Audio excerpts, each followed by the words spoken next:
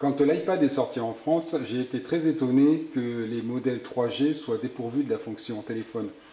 Ça me semblait étrange que des personnes payent un abonnement 3G juste pour surfer sur Internet, enfin pour surfer sur Internet, mais en se privant de la possibilité de téléphoner.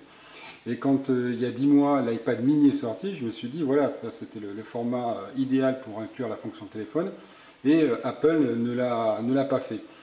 Alors, il faut croire que d'autres marques ont regardé ce qui se disait sur les forums, parce que souvent les personnes regrettaient qu'on ne puisse pas téléphoner avec l'iPad mini. Et donc des constructeurs n'ont pas dormi et se sont mis sur le créneau.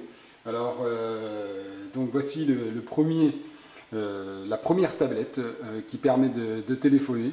C'est la marque Asus qui se lance dans la course. Et donc je vous propose de regarder de près à quoi ressemble l'engin. Et nous allons voir s'il peut concurrencer une tablette d'Apple. Alors bon, faisons un tour rapide de la boîte, hein, on ne va pas y passer la nuit dessus. Donc voilà, un emballage assez design. Alors qu'est-ce qu'il y a là? C'est visiblement la tablette est disponible en deux couleurs, du gris et du marron. Donc là, ça c'est un modèle simplement marron ou chocolat, quelque chose comme ça. À l'arrière, il n'y a pas d'informations techniques. C'est plutôt des informations légales sur les réseaux de télécommunications, les normes de télécommunication. Ici, oui, alors si, on le devine légèrement, et là il y a un reflet là, sur la caméra, et la tablette est présentée sur le côté. Je doute que ça soit à l'échelle parce que ça m'a l'air bien fin et je ne pense pas que la tablette Asus soit si fine. Alors on retrouve le logo. Oui, alors donc finalement, c'est un boîtier très épuré sur lequel on n'a pas d'informations. On ne sait pas quelle est par exemple la mémoire. Donc on verra ça certainement au démarrage de l'appareil. Allez, on l'ouvre et on va regarder quelles sont les sensations avec la prise en main.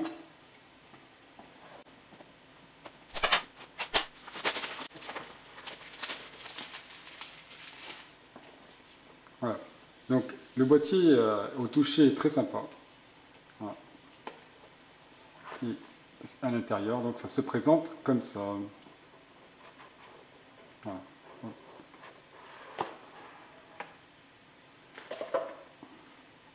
Voilà, la tablette est posée sur le dessus.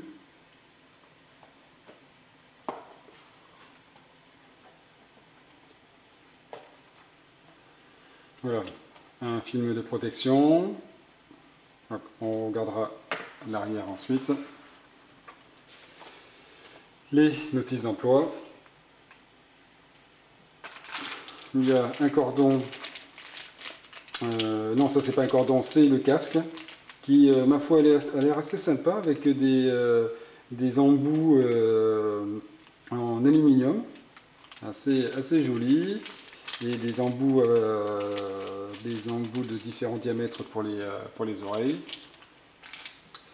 Un cordon USB avec donc USB classique et mini USB au bout, et ensuite l'adaptateur secteur. Voilà, avec l'adaptateur secteur, avec l'adaptateur USB. Voilà, est-ce qu'il y a autre chose dans la boîte? Non. Voilà, non, rien dessous. Voilà. Donc voilà pour l'ouverture.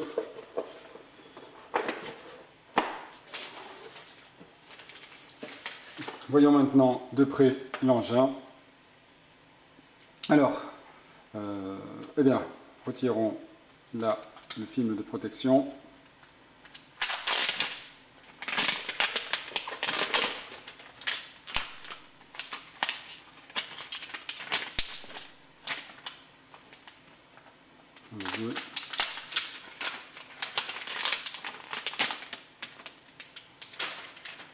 Voilà, ouais. J'ai cru qu'il y avait oui, oui, on dirait bien qu'il y a des traces de doigts. Alors est-ce que c'est...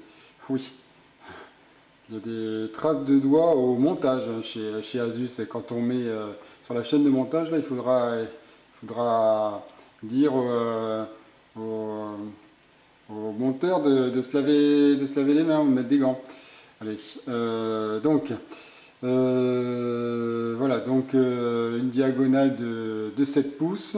C'est un écran, comme vous pouvez le voir, parce qu'il y a pas mal de reflets de caméra, un écran quand même assez brillant.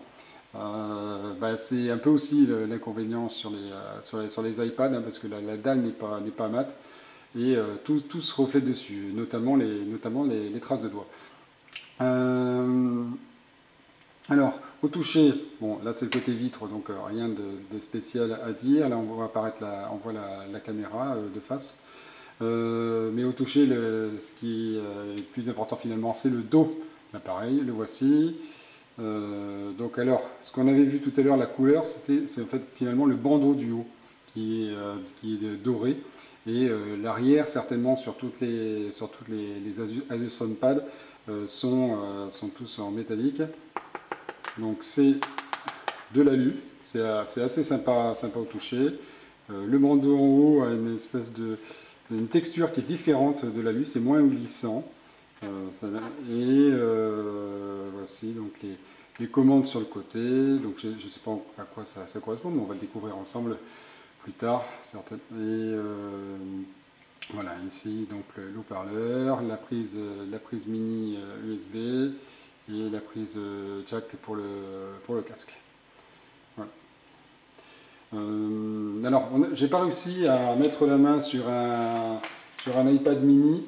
Ce qu'on va pouvoir faire, c'est le poser à côté d'un iPad. Un iPad de première génération, pour voir la différence de taille.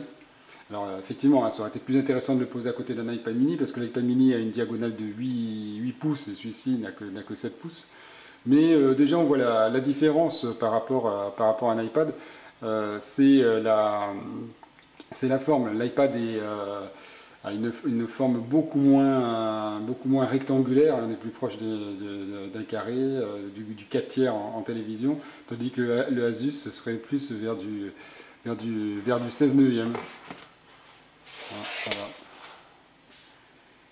Si on le met l'une sur l'autre du dos,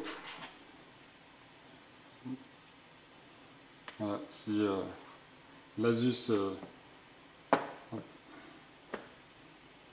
le PhonePad par rapport à un iPad, ça donne, voilà ce que ça prend comme place. Voilà. Quand même l'iPad est beaucoup plus qualitatif. Ça fait plus plastique, hein, ce revêtement par rapport à l'aluminium de l'iPad, même si c'est un iPad première génération.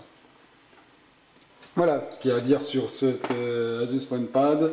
Eh bien, ce qu'on va faire, on va le lancer pour voir ce que ça donne à l'ouverture. Ça doit être le bouton de démarrage, je suppose. Voilà. Donc, il y a un vibreur.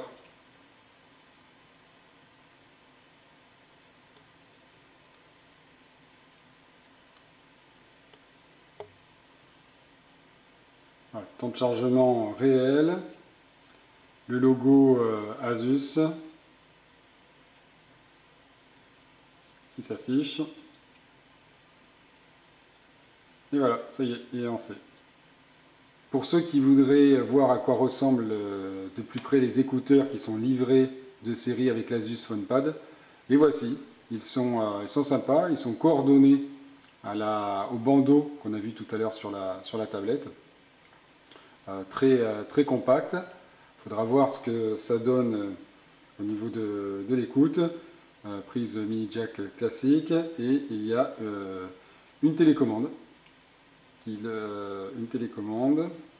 Voilà, excusez-moi, la mise au point a du mal à se faire, on va se mettre plus sur la caméra. Et voilà, une télécommande. Alors, c'est assez marrant, puisque en fin de compte, apparemment il n'y a pas le bouton volume, il y a juste la prise la prise de connexion ou une sorte de prise mute dessus. Voilà, ça sera à tester.